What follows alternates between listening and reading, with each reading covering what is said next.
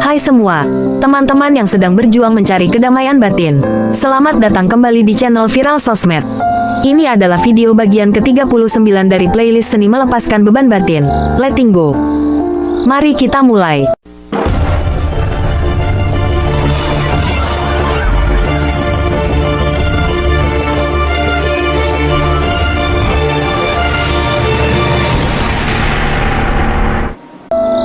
Kita sering berpikir bahwa keputusan terbesar dalam hidup kita, soal karir, cinta, atau keuangan, diambil dengan logika yang dingin dan matang.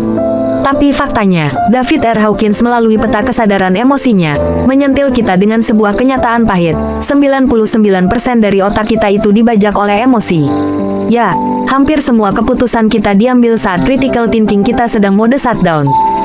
Inilah kenapa kita perlu belajar inner engineering, belajar bagaimana emosi ini bergejolak, dan bagaimana cara melepaskannya. Karena jika tidak, kita akan terus-menerus terperangkap dalam frekuensi-frekuensi emosi rendah yang sangat berbahaya. Part 1. Jerat emosi rendah, korban program dan hasrat. Tahukah Anda, emosi paling bawah, seperti malu, perasaan hina atau rendah diri, itu seringkali bukan berasal dari diri kita yang sejati. Sejak kecil, kita adalah perekam ulung. Kita merekam omongan orang tua, tetangga, atau guru, dan menganggapnya sebagai identitas kita. Kita merekam saat orang bilang, kamu tuh kayaknya begini deh. Penting untuk diingat, siapapun yang berbicara tentang Anda, itu adalah gagasan mereka. Itu bukan Anda. Jika Anda masih merasa hina, itu sinyal bahwa Anda sedang diprogram oleh gagasan orang lain. Jadi kalau ada yang bilang, dasar kamu jelek, santai saja, itu hanya pikiran mereka. Kita tidak harus menjadi apa yang mereka pikirkan. Kemudian, ada satu level yang kelihatannya tidak terlalu buruk, tapi menjebak, hasad di level 125. Orang yang dikuasai hasad selalu mencari pemuasan dari luar. Dia akan terus-menerus mencari, mendapatkan, dan meminta. Ini adalah lubang yang tidak akan pernah terisi. Contoh paling romantis sekaligus paling berat adalah kalimat, "You complete me." Kalau kita merasa seseorang melengkapi kita, itu artinya kita merasa diri kita tidak utuh.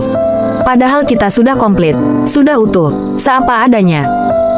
Hasrat yang tinggi akan membuat kita terus mencari validasi dan pemuasan dari eksternal, dan siklus kekurangan itu tidak akan pernah berakhir. Part 2. Kekesalan kronis, amarah yang membunuh diri sendiri. Nah, di episode ini, kita benar-benar mendalami level amarah, level 150. Energi ini membuat kita mudah tersinggung, meledak-ledak, penuh kekesalan, dan yang paling berbahaya, suka membalas dendam. Kita ingin menunjukkan, lu gak tahu siapa gua.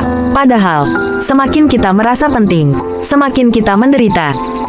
Biarkan saja orang menilai, biarkan pujian datang secara natural.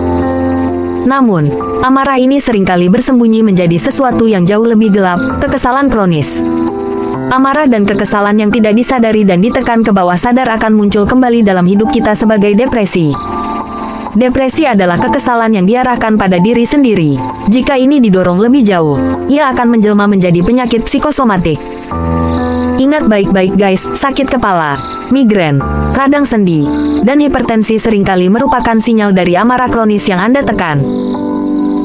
Anda pikir saat membenci dan menyimpan amarah pada seseorang, orang itu yang menderita.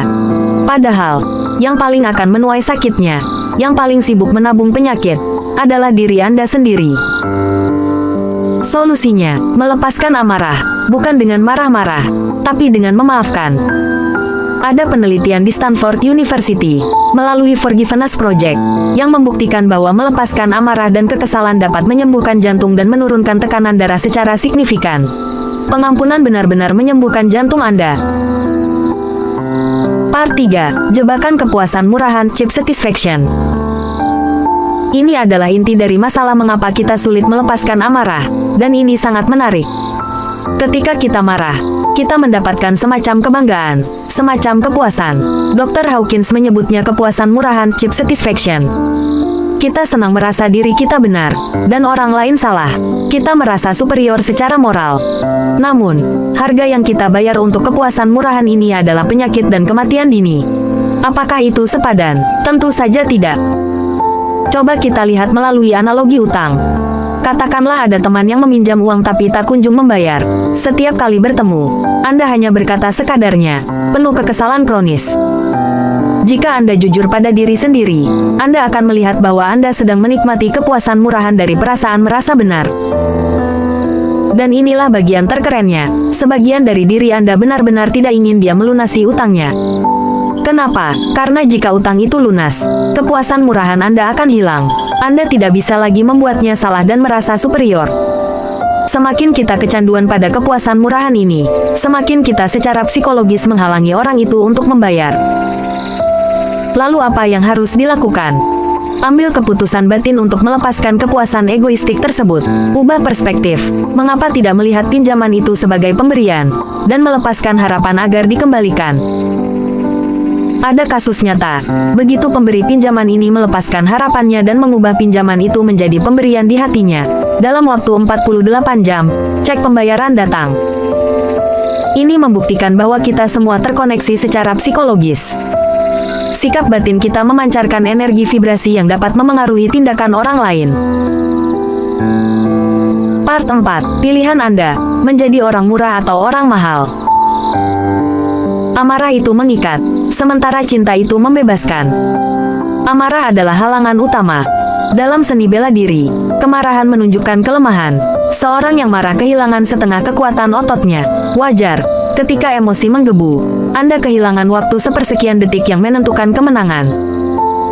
Jurus tertinggi dalam seni bela diri adalah menyelesaikan masalah tanpa perkelahian, tanpa harus marah. Masyarakat kita sering memandang kemarahan sebagai atribut kemacoan, simbol keberanian. Tapi kita perlu bertanya pada diri sendiri, apakah tidak cukup pengaruh negatif dalam hidup kita, sehingga kita harus menambah musuh satu lagi? Kita perlu sadar bahwa tanpa disadari, kita adalah pengumpul ketidakadilan. Padahal, jika ada pilihan antara mencari keadilan atau mencari perdamaian, pilihlah perdamaian. Mencari perdamaian jauh lebih murah dan membebaskan. Jika Anda tidak menangani amarah Anda, semesta akan terus mendatangkan orang-orang baru dengan kualitas yang sama, hanya beda nama, tapi isinya itu terus. Anda akan terus terjebak dalam pola negatif. Jadi, sekarang pilihan ada di tangan Anda. Mau menjadi orang murahan yang mengenakan brand mahal, tapi kecanduan pada kepuasan murahan, yang terus-menerus memegang dendam, benci, dan dengki. Atau, mau menjadi orang mahal yang mau melepaskan. Orang mahal adalah orang yang pandai memaafkan.